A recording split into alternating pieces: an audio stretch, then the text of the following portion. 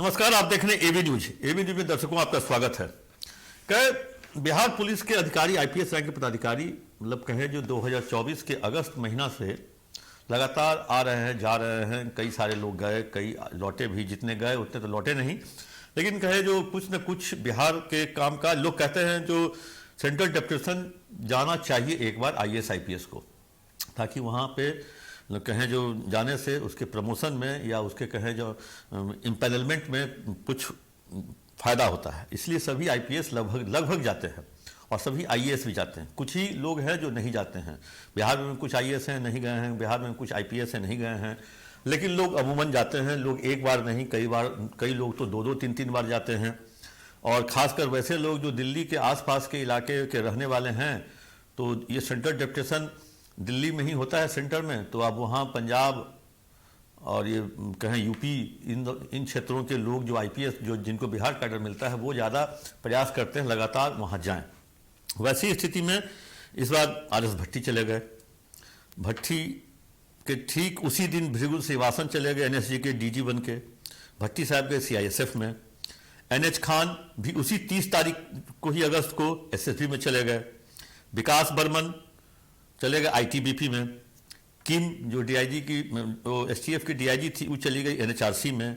कांतेश मिश्रा जो मोतिहारी एसपी थे, वहीं से वो सीधे चले गए आईबी में। तो 6 लोग यहाँ से गए।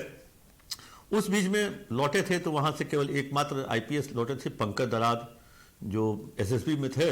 और फिर वो बिहार लौटे, उन्हें यहाँ पे स्पेशल विजिलेंस यूनिट और एटीएस का बनाया गया, एडीजी। तो ऐसी स्थिति में 6 गए, 1 लौटे। अब जो सूचना आ रही है, अब 2 आईपीएस लौटने की संभावना है। एक जिसको पटना में लोग पहले सिंघम कहते थे, अब तो उस समय एसपी थे और एसपी कई जगह रहे, 47 लेकर के उन्होंने फोटो भी काफ़ी खिंचवाई। और मनु महाराज का नाम आ रहा है। मनु महाराज आईटीबीपी में है, देहरादून में है।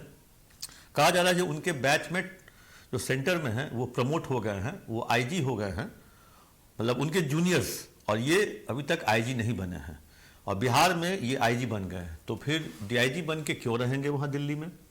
अब ये सबसे वाजिब सी बात है, जब वो आईजी वहाँ नहीं बनेंगे तो वहाँ डीआईजी बन के क्यों रहेंगे? बिहार में आएंगे तो उनकी पोस्टिंग आईजी के रूप में होगी। तो वैसी स्थिति में कहें जो एक तरह से मनु महाराज के भी लौटने की संभावना है। वैसे मनु महाराज से मेरी भी बात हुई, उन्होंने कहा हुआ तो नहीं है लेकिन हो जाऊँगा।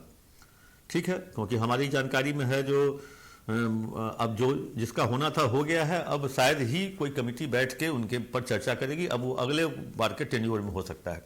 तो वैसी स्थिति में मनु महाराज के लौटने की, मनु महाराज से पहले कुंदन कृष्णन लौट रहे हैं, वो भी समय से पूर्व लौट रहे हैं। तो पंकज दराद लौटे, कुंदन कृष्णन लौट रहे हैं या लौट चुके हैं, कुंदन कृष्णन लौट चुके हैं। तो वैसी स्थिति में कहें जो इस माह के अंत तक हो सकता है, लास्ट वीक ऑफ दिसंबर तक मनु महाराज के भी लौटने की संभावना है। और उसका दूसरा नाम है जितेंद्र राणा। वो भी शायद एसएसबी में है कि आईटीबीपी में है, सेंट्रल डेपुटेशन पे हैं। तो उनके साथ भी सेम प्रॉब्लम है। वो भी एक तरह से कहें जो उनका भी प्रमोशन आईजी में नहीं हुआ है, कहें जो इम्पैनलमेंट, और वहाँ पे डीआईजी के रूप में है। तो आखिर कोई डिमोट होके क्यों नौकरी करेगा? इससे बहुत तरह की लॉस भी होता है, इकोनॉमिकल लॉस भी होता है। और एक कहें जो एक होता है जो बिहार में आएंगे तो आईजी कहलाएंगे, आईजी मनु महाराज, आईजी जितेंद्र राणा, और वहाँ रहेंगे तो डीआईजी कहलाएंगे। अभी तक हम लोग जान रहे हैं जो डीआईजी आईटीबीपी हैं मनु महाराज, लेकिन वो जैसे ही पटना आएंगे, उनकी पोस्टिंग अगर होगी, जो 1 जनवरी को वुमन होती है पोस्टिंग 31 दिसंबर को, तो हो सकता है आईजी के रूप में इनकी पोस्टिंग हो जाए।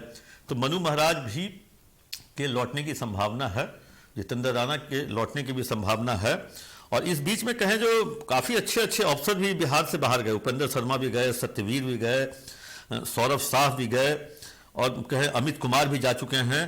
तो एक तरह से कहें जो और 2 अफसर, शिवदीप लांडे, उन्होंने इस्तीफा दे दिया, और कहें जो काम्या मिश्रा, उन्होंने भी इस्तीफा दे दिया। तो एक तरह से कहें जो 2024 का अगस्त जुलाई से लेकर के अगस्त तक में कुछ ऐसी कहें जो आईपीएस के बिहार जाने की या इस्तीफा देने की झड़ी लगी, जो एक तरह से उसने पूरे सिस्टम को सोचने पे मजबूर कर दिया है, जो आखिर इतने अच्छे जो अधिकारी हैं क्यों जा रहे हैं। ये नाम यही नहीं रुक रहा है। अभी जो मेरे पास जानकारी है, कम से कम 7 से 8 आदमी और अपना पिटीशन दिए हुए हैं, आवेदन दिए हुए हैं एनओसी के लिए, जो उन्हें सेंटर में जाना है। और मैंने उसमें कई लोगों से बात भी की, उन्होंने इसके लिए हामी भी भरी।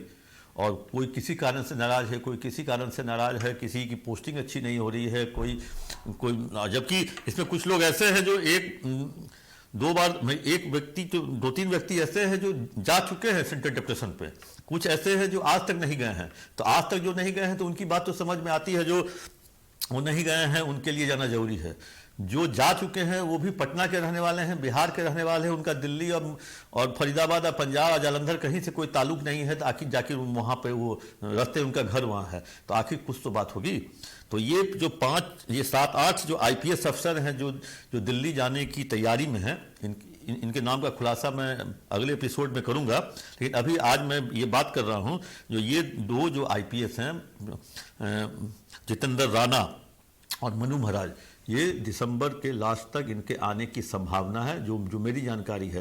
वैसे इन लोगों ने साफ तौर पे इनकार कर दिया जो हम नहीं आ रहे हैं। मैं ये भी बात कह रहा हूं दर्शक आपके सामने, इन्होंने कहा है जो मैं नहीं आ रहा हूं, मेरा नहीं हुआ है प्रमोशन या इम्पैनलमेंट आईजी में, लेकिन हो जाएगा।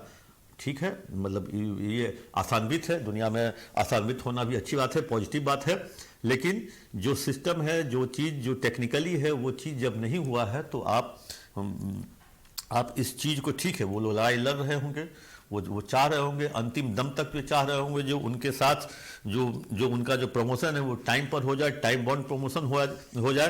वैसे बहुत सारी, अभी बिहार में जो एडीजी रैंक के पदाधिकारी कुछ है, वो अगले साल फरवरी-मार्च में बिहार में, मतलब यहाँ भी डीजी हो जाएंगे, और अगले साल हो सकता है जो सेंट्रल में भी वो डीजी के रूप में इम्पैनलमेंट हो जाएंगे। तो वैसी स्थिति में बहुत जगहों पर, अब देख लीजिए, एनएच खान बिहार में एडीजी थे, एडीजी ईओयू, लेकिन वो सेंटर में गए हैं तो वहाँ एक रैंक उनको डिमोट कर दिया गया है, वो आईजी बन गए हैं। ऐसे बहुत सारे हैं जो वहाँ पे सेंटर जो है सो एक कदम आगे चलता है इम्पैनलमेंट के रूप में, प्रमोशन देने के रूप में। और या कहें जो, माफ कीजिएगा, सेंटर एक कदम थोड़ा सा पीछे रहता है, कहीं एक कदम आगे रहता है। वैसी स्थिति में हम लोग अब इंतजार कर रहे हैं जो मनु महाराज, जिन्होंने सिटी एसपी और सीनियर एसपी के रूप में कई जगहों पे काम किया, अच्छा काम किया और सरकार का नाम भी किया। इन्होंने कई जगह मुठभेड़ भी किया, चाहे सासाराम हो, रोहतास हो, दरभंगा हो, पटना हो, मुंगेर हो, कई जगहों पर इन्होंने काम भी किया। अब देखना होगा जो सरकार वैसे पदाधिकारी को या तो पटेल भवन में रखती है या फील्ड में रखती है, और फील्ड में रखती है तो अब फील्ड वाले एसपी के रूप में अब वो एसपी नहीं रहे। फील्ड में कागज कलम का काम ज़्यादा होता है, और वैसे में अब वहाँ पे 47 और कहें जो मुठभेड़, इनकाउंटर, ये सब आईजी और डीआईजी स्तर, वो एसपी लेवल तक ही लास्ट रहता है किसी का भी। लेकिन हाँ, हो सकता है इनकी पोस्टिंग एसटीएफ में कर दे, क्योंकि अपराधियों से जुड़ा हुआ इनका लगातार रहा है, और हो सकता है एसटीएफ में, क्योंकि एसटीएफ को डायरेक्ट एक्सेस है अपराधी पर अटैक करने की, अपराधी का इन्फॉर्मेशन लेकर उस पर अटैक करने की, उसको गिरफ्तार करने की, अगर उधर से अगर गोलियां चलती तो इधर से भी गोली चलाने की।